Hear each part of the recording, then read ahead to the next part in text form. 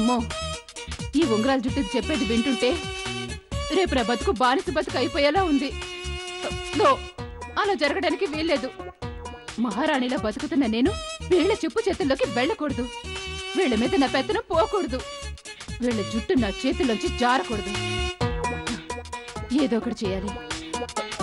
నన్ను నేను కాపాడుకోవాలి. ఏం చేయాలి?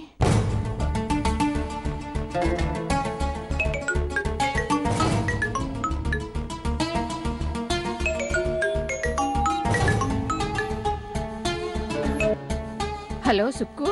అమ్మా, ఎలా ఉన్నావమ్మా? ఇప్పటిదాకా బాగానే ఉన్నానమ్మా.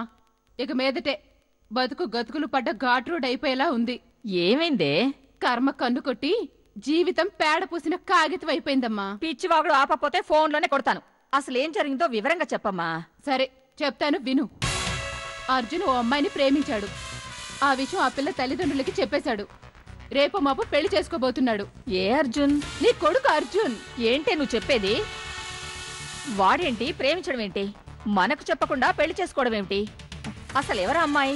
ఇంకెవరు ఉందిగా, నా పాలిట రాక్షసి ఆ అపర్ణ. ఏంటి నువ్వు చెప్పేది? దాన్ని ప్రేమించాడు. దానికోసమే డ్రీమ్ గర్ల్ అని ఇన్ని రోజులు తిరిగాడు. ఎన్నాళ్ళకదే తన ప్రియురాలని తెలిసి రాజావారికి చెప్పేశాడు. అలాగా? దానికోసమేనా ఇంత కంగారు పడుతున్నావు? వీడు ప్రేమించానని వెంటపడినంత మాత్రాన ఆ అమ్మాయి ఒప్పుకోద్దు? అయ్యో అమ్మా, నువ్వింకా పురాణాల కాలంలోనే ఉన్నావు. వాడు చెప్పడం ఆ అపర్ణ కాదండమా. వెంటనే ఒప్పేసుకుని పెళ్లికి కూడా రెడీ అయిపోయింది. అవునా? ఆ అయినా అమ్మాయిదేముందే, ముందు ఆ రాజావారు ఒప్పుకోవాలిగా. ఒప్పుకోక ఏం చేస్తాడు? పెళ్లి చూపులకొచ్చిన ప్రతి వెధవ పారిపోతుంటే దీని పెళ్ళెలా చేయడురా భగవంతుడా అని తల పట్టుకుని కూర్చున్నాడు. ఆ సమయంలో వీడెళ్ళి నీ కూతుర్ని చేసుకుంటాను అంటే రాజావారేంటి ఎవరైనా చచ్చినట్టు ఒప్పుకుంటారు.